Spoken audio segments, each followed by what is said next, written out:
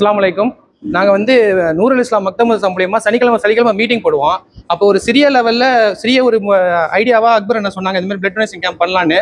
அது பண்ணணும்னு சொன்ன உடனே நாங்கள் வந்து நரசிம்மன் சாரை கான்டாக்ட் பண்ணேன். அவங்க வந்து வட்டார தலைவர், குழந்தை ஹெரிட்டேஜ் லைன்ஸ் கிளப்போட வட்டார தலைவர் அவர் உடனே ராமதாஸ் சாரை கனெக்ட் பண்ணாங்க.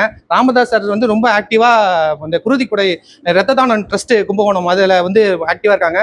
சார் உடனே ஷேக் சாரை இன்ட்ரடியூஸ் பண்ணாங்க. ஷேக் சார் தான் கவர்மெண்ட்ல பேசி எல்லாம், அதாவது ஒரு விஷயம் நல்ல விஷயம் செய்யணும்னு நினைச்சோடனே எல்லாருமே ஒன்று கூடி உடனே ஷேக் சாரோட சீரிய முயற்சினால உடனே ஹாஸ்பிட்டலில் பேசி டேட் வாங்கி கொடுத்து இந்த டேட்டை கன்ஃபர்மேஷன் பண்ணி அதுக்கப்புறம் திருபுவனம் லைன்ஸ் சங்க தலைவர், திருவிடைமருதூர் லைன்ஸ் சங்க தலைவர் ராஜசேகர் எங்களுக்கு முன்னோடி அவங்க, அப்புறம் நம்ம அண்ணன் ரகுபதி அண்ணன், அவங்க எல்லாருமே சுந்தர ஜெயபால் அவங்க, அப்புறம் சார் பாஸ்கர் சாரை போய் பார்த்தோம். அவங்க எங்களுக்கு என்னென்ன ஐடியாலாம் வேணுங்க எங்களுக்கு எல்லாமே அவங்கள பார்த்து நாங்கள் சின்ன வயசுலேருந்து இன்ஸ்பயர் ஆயிருக்கோம் சார். அவங்கள அது மாதிரி எல்லாருமே இங்கே வந்து உதவி புரியுங்க. ரத்த தான ட்ரஸ்ட், திருவிடைமருதூர் லைன் சங்கம், திருபுவனம் லைன் சங்கம், திருவிடைமருதூர் பேரூராட்சி, அண்ணன் திமுக, அனைத்து நல்லுள்ளங்களுக்கும் இந்த தருணத்தில் முக்கியமாக சார் நான் வந்து சர்டிஃபிகேட் கொடுக்குறது தானா வந்து செயல்பட தூண்டு என்ற தொண்டு நிறுவனத்தை நடத்தி வரும் தௌஃபிக் அவர்கள் தானாவே வந்து நான் சர்டிஃபிகேட் கொடுக்குறேன் அப்படின்னு சொல்லி சொன்னாங்க. அவங்களுக்கு எல்லாருக்குமே இந்த தருணத்தில் நன்றி தெரிவிச்சுக்கிறேன். எங்களோட முன்னாள் ஆர்சி வந்திருக்காங்க.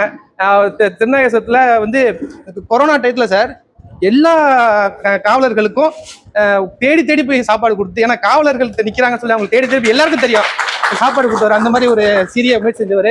எங்களுக்கு ஐகாம் டிசி அண்ட் முக்கியமாக நாங்கள் எங்கள் சமுதாயத்தில் பெரும்பாலானவர்கள் வெளிநாட்டில் இருக்காங்க.